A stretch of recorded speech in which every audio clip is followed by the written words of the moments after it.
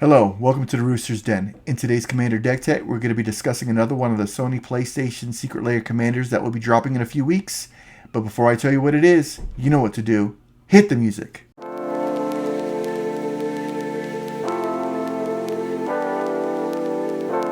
First of all, guys, thank you again for watching all my videos. And if you do like what I'm doing, please do not forget to hit like and subscribe. It helps the algorithm and helps my channel grow, and I greatly appreciate it. Today's deck tech will be Kratos, God of War. He is a 3 red, 2/3 with double strike that reads, all creatures have haste. At the beginning of each player's end step, Kratos deals damage to that player equal to the number of creatures that player controls that didn't attack this turn. This deck is a balls to the wall, everyone kill each other deck. Just like Kratos in the OG God of War game, the mission of the game is to kill them before they kill you. And if your opponents are too scared to come at you, then Kratos makes them suffer. Let's get started. Let's start with the only planeswalker of the deck, or at least it turns into a planeswalker, and that is the Ether Spark, a 4 colorless artifact that reads, as long as the Ether Spark is attached to a creature, the Ether Spark cannot be attacked, and whenever equipped creature deals combat damage to a player, put that many loyalty counters on the Ether Spark. +1, attach Ether Spark to a target creature, put a +1/+1 counter on it. -5, draw 2 cards. -10, add 10 mana of any one color. All of these are perfect for a mono red deck that has trouble with card draw and mana generation normally. Next, we go to the creatures. We have 17 of them. Fear of missing out. When this creature enters, you discard, then draw a card. It also has Delirium. When this creature attacks for the first time each turn, if there are 4 or more card types in your graveyard, untap target creature. There's an additional combat phase this turn. Razorkin Needlehead. Whenever an opponent draws a card, it deals 1 damage to them. This is just another way for you to get ahead on your opponents by dealing extra damage to them when you're not attacking. Spiderpunk. Spells and abilities can't be countered, and damage cannot be prevented. Just another way to if people try to Teferi's Protection you or fog you. Spiderpunk saying, nope, we're dealing damage and you're going to take it like a champ. Archetype of Aggression. Creatures you control have trample. Creatures your opponents control lose trample and can't gain trample. Professional Facebreaker, mana generation. Screaming Nemesis. Whenever Screaming Nemesis is dealt damage, it deals that much damage to any other target. If a player is dealt damage this way, that player can't gain life for the rest of the game. There is no way anyone could try to cheat their way out of the pain that we're going to be delivering them by gaining life. Varchild, Betrayer of Keljar. Whenever Varchild, Betrayer of Keljar deals combat damage to a player, that player creates that many 1/1 survivor tokens. Survivors your opponents control can't block, and they can't attack you or planeswalkers you control. When Varchild dies, gain control of all survivors. This is just another way to incentivize your opponents to attack each other. When Varchild dies, you get all those creatures and you can swing at them. Alexios, Demoness of Cosmos. Alexios attacks each combat if able, can't be sacrificed, and can't attack its owner, meaning it can't attack us. At the beginning of each player's upkeep, that player gains control of Alexios, untaps him, put a +1/+1 counter on him, and he gains haste until end of turn. Just another way for, everybody gets to swing with your boy. You get him back. By the time he comes back your turn, he gets 4 +1/+1 counters on him, and we get to do it all over again. Ojar. Nohil Deepest Might. If a red source you control would deal any amount of non-combat damage less than Ojar's power to any opponent, it deals that much damage equal to Ojar's power instead. Ojar is currently a 4/4. The goal is try to get his power as big as you possibly can. This way, whenever non-combat damage is dealt to an opponent, each opponent gets pinged for that much damage equal to Ojar's power. Silent Arbiter. No more than 1 creature can attack each combat. No more than 1 creature can block each combat.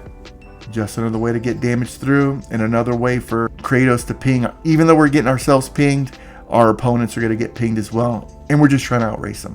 Sulfum, Mayhem Dominus. If a source would deal non-combat damage to an opponent, or a permanent an opponent controls, it deals double that damage instead. Torbrand, Thane of Redfell. If a red source you control would deal damage to an opponent or a permanent an opponent controls, it deals that much damage +2 instead. Kazul, Tyrant of the Cliffs. Whenever a creature an opponent control attacks, if you're the defending player, create a 3/3 red orc creature token unless that creature's controller pays 3. Goldspan Dragon, mana ramp. Urabrask the Hidden. Creatures you control have haste. Creatures your opponents control enter the battlefield tapped. Porphyros, Bronze Blooded, another haste enabler. And finally, Etali Primal Storm. Whenever Etali Primal Storm attacks, exile the top card of each player's library. Then you may cast any number of non-land cards exiled this way without paying their mana costs. Next come the sorceries, we have 12 of them. Faithless Looting, card selection. Gamble, one of the only tutors in red, and yeah, there is a downside if we discard the card we tutor, but it's a chance we're willing to take. Blades of Chaos, aka Rite of Flame, mana ramp. Vandal Blast, artifact removal. Spectacular Showdown, this one I love. Put a double strike counter on target creature, and then go to each creature that has a double strike counter put on it this way. You could pay 4 and 3 red for its overload cost, and make each creature on the battlefield have a double strike counter, forcing each creature to be goaded. Jeskai Wheel, mana ramp and card selection. If your commander's on the battlefield, you get both. Seize the Spotlight, another all-star. Each opponent chooses Fame or Fortune. For each player that chooses Fame, gain control of target creature they control, untap it, it gains haste until end of turn. For each opponent that chooses Fortune, you draw a card and create a treasure token. Either way you're winning, either way your opponents are losing. You're going to either draw a couple cards, get some treasures, or gain control of your opponent's biggest threat and untap it. Sundering Eruption, land removal that makes the opponent's non-flyers unable to block until end of turn. Disrupt Decorum, goad all creatures you don't control. Just another way for everyone to swing at each other.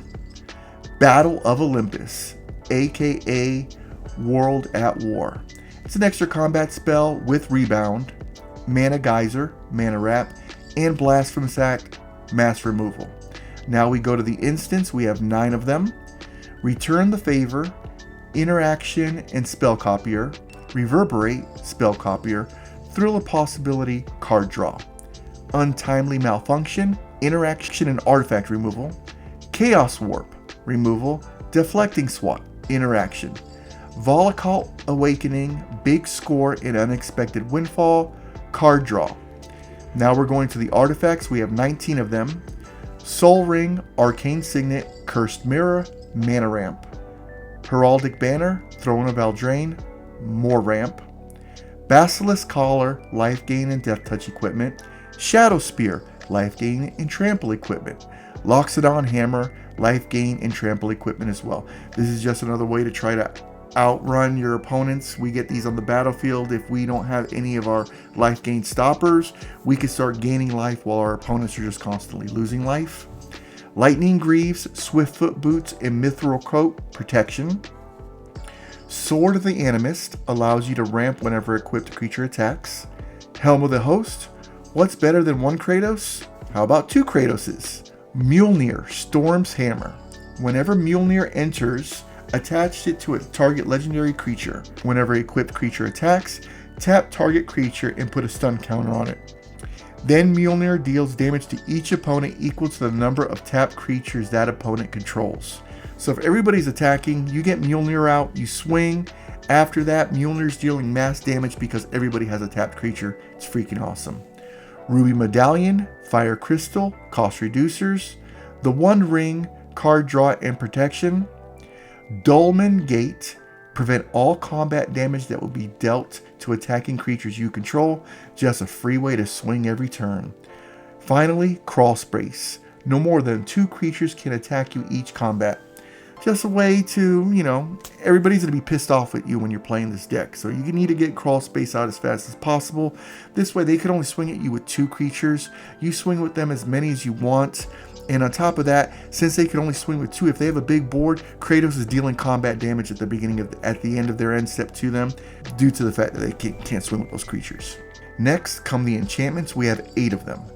Maximum Carnage. Lore counter 1 says, until your next turn, each creature attacks each combat if able, and attacks a player other than you if able. Lore counter 2, add 3 mana. Lore counter 3, this saga deals 5 damage to each opponent. Count on luck, card advantage engine. Hades Grip, aka Sulfuric Vortex. At the beginning of this player's upkeep, this enchantment deals 2 damage to that player. If a player would gain life, that player gains no life instead. Uphill Battle, creatures your opponents play come into play tapped. Bedlam, creatures can't block. Kratos' Rage, aka Pyrokinesis. If no creatures are on the battlefield, sacrifice this enchantment. Pay 1 red, this enchantment deals 1 damage to each creature and each player. Fiery Emancipation and City on Fire, damage triplers. Finally, we come to the lands. We have 33 of them. Arena of Glory, Nykthos Shrine to Nyx, Rogue's Passage, Tyrate Sanctum, and 29 Mountains. And that's my Kratos God of War deck tech. As you can see, this deck is either going to kill your opponents really fast, or you're going to die really fast due to your opponents killing you. Either way, I feel Kratos wouldn't want it any other way. Once again, guys, thank you so much for watching my videos. If you stayed this far, I really appreciate it. Please do not forget to hit like and subscribe. I'm Jaime Hernandez with the Rooster's Den. I'll talk to you guys soon.